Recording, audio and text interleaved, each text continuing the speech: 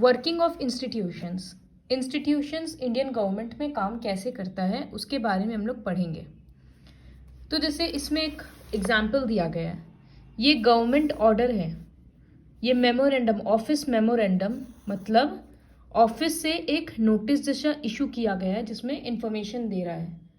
तो इसमें क्या है, इस मेमोरेंडम में क्या लिखा है कि अब से 27% जॉब्स सिविल पोस्ट्स का और सर्विसेज का SEBC के लिए रिजर्व्ड रहेगा। SEBC मतलब socially and economically backward classes. तो हम लोगों को पता है SC और ST का तो रिजर्वेशन होता ही है। तो गवर्नमेंट ये इशू ला दिया कि SEBC भी एक अब ग्रुप बन गया जिसमें सारा बैकवर्ड क्लासेस रहेगा, सारा tribal groups, other backward classes, ये सब, और 20% रिजर्वेशन उन लोगों के लिए होगा। तो इससे बहुत लोगों का नौकरी चला जाएगा, क्योंकि बहुत लोग ऐसे हैं जो जनरल कैटेगरी के हैं लेकिन वो लोग उतने भी अमीर नहीं हैं और वो लोग जॉब कर रहे हैं ये वाला, तो उनके नौकरी को तो खतरा हो जाएगा ना, क्योंकि जितना रिजर्वेशन बढ़ जाता है जनरल पब्लिक को नौकरी मिलने का चांसेस उतना ही कम जाता है। ठीक है, क्योंकि कुछ % सीट तो रिजर्व्ड है कि अगर तुमको मार्क्स अच्छा आया है तो भी नौकरी नहीं मिलेगा, क्योंकि वो रिजर्व्ड कैटेगरी का है, वो रिजर्व लोगों को ही मिलेगा। तो ये एक मेमोरेंडम था जो इशू हुआ, जिससे पूरे कंट्री में बवाल मच गया। मतलब सब लोग कंट्री में प्रोटेस्ट करने लग गए रास्ता में आकर, इस तरह से।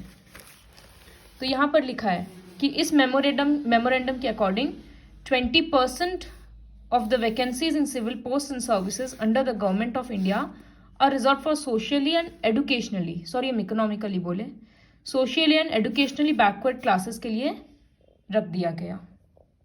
तो इससे बहुत हल्ला हुआ। तो ये डिसीजन कौन लिया? The decision makers. जो इंसान इस नोटिस में साइन किया, क्या वो ले सकता है ये डिसीजन? वो तो सिर्फ इम्प्लीमेंट करने का काम कर रहा है, उसके पास इतना पावर थोड़ी होगा कि वो इतना बड़ा चेंज ले लेगा। तो एक डिसीजन जब कोई लेता है उसके पीछे कौन कौन होते हैं या वो डिसीजन कैसे लिया जाता है गवर्नमेंट में, हम लोग इसके बारे में पढ़ेंगे। तो द डिसीजन मेकर्स, कुछ लोगों का रोल हम लोगों को पता है। जैसे president head of the state है, किसी भी चीज़ में, कोई भी चीज़ लॉ तभी बनता है जब प्रेसिडेंट का साइन होता है। प्राइम मिनिस्टर गवर्नमेंट का एक्चुअल हेड है, इसी के पास सारा पावर्स रहता है। ये कैबिनेट मीटिंग्स ऑर्गेनाइज करता है और सारा इंपॉर्टेंट डिसीजंस लेता है। और पार्लियामेंट होता है, लोकसभा और राज्यसभा। प्राइम मिनिस्टर का सपोर्ट, लोकसभा का जो इलेक्शन होता है उसमें जो पार्टी जीतता है उसी का लीडर प्राइम मिनिस्टर बनता है। तो प्राइम मिनिस्टर के पास लोकसभा का सपोर्ट होता है, क्योंकि लोकसभा के आधा से ज़्यादा मेंबर्स प्राइम मिनिस्टर के पार्टी के ही होते हैं। तो इस तरह से डिसीजन, मतलब इस तरह से बेसिक ये काम चलता है। तो हुआ क्या था कि गवर्नमेंट ऑफ इंडिया एक second backward classes commission start किया था इन 1979, जिसके हेड थे BP मंडल।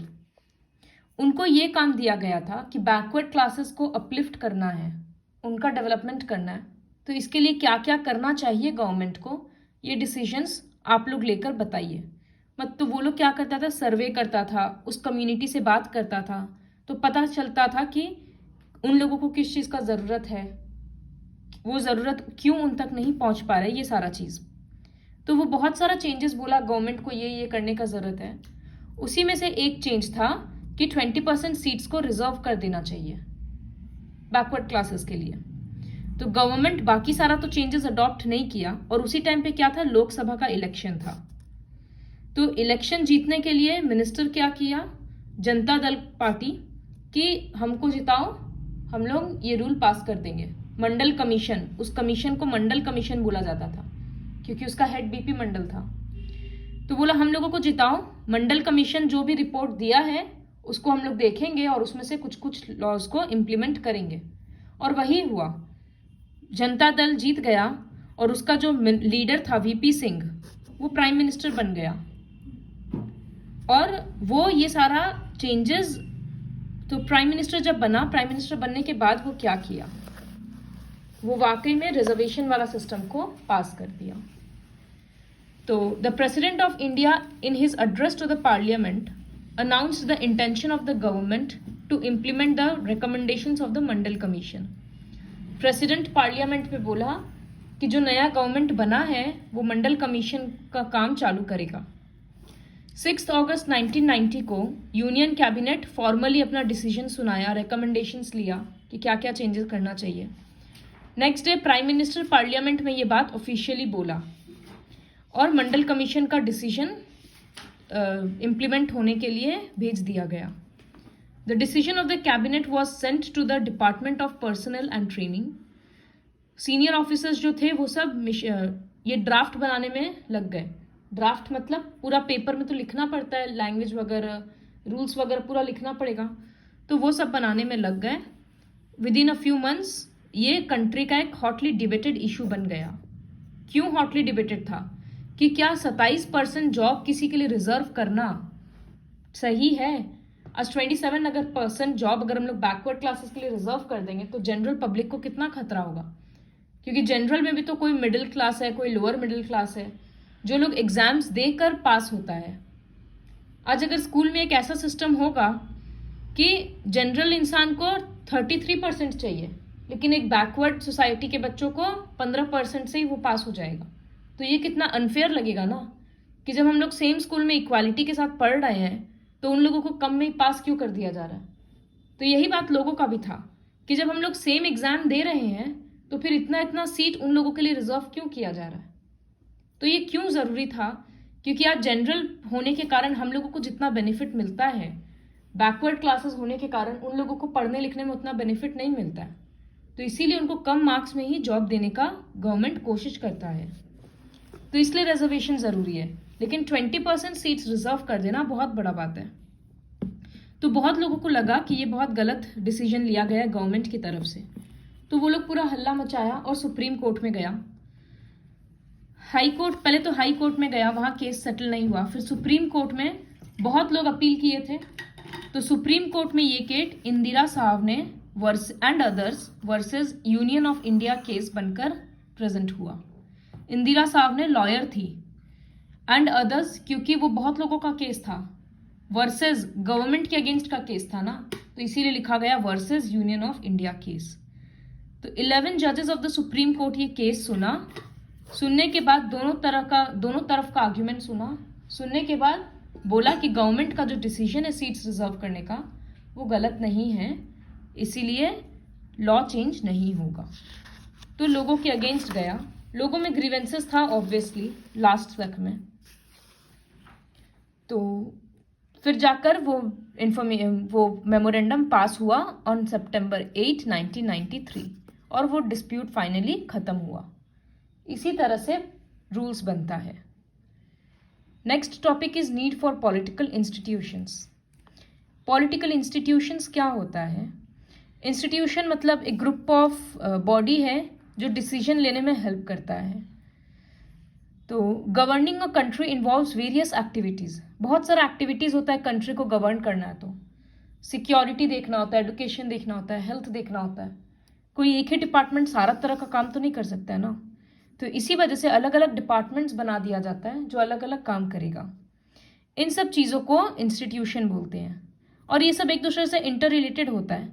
सारा डिपार्टमेंट्स कहीं पर रिपोर्ट करता है, फिर वो प्राइम मिनिस्टर को करता है, प्राइम मिनिस्टर प्रेसिडेंट को करता है, तो हेड को सारा इंफॉर्मेशन पता रहता है। और एक कंट्री अच्छे से चले इसके लिए ज़रूरी है कि ये सारा पॉलिटिकल इंस्टीट्यूशंस अपना काम बराबर करें।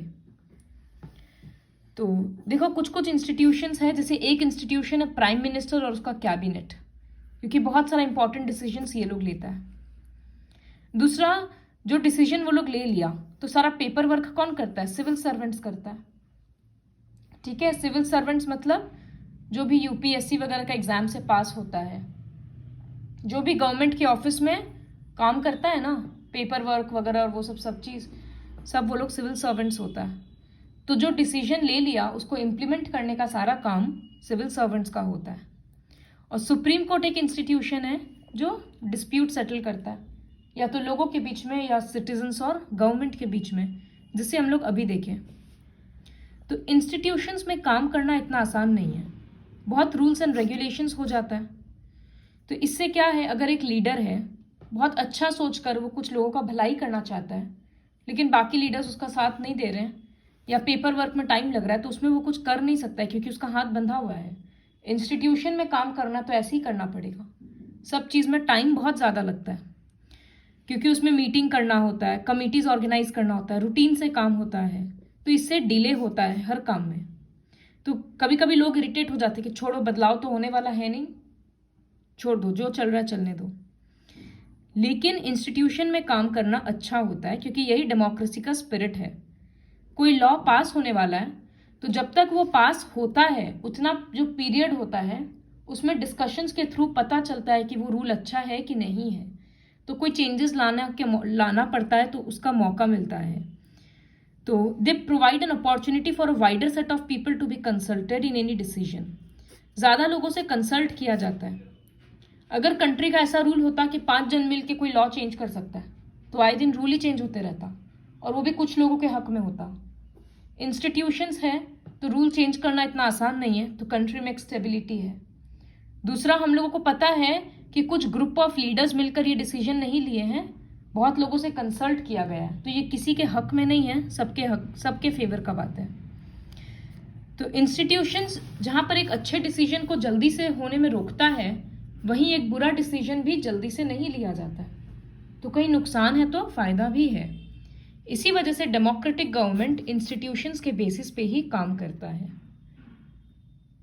अब इसके बारे में नेक्स्ट वीडियो में पढ़ेंगे।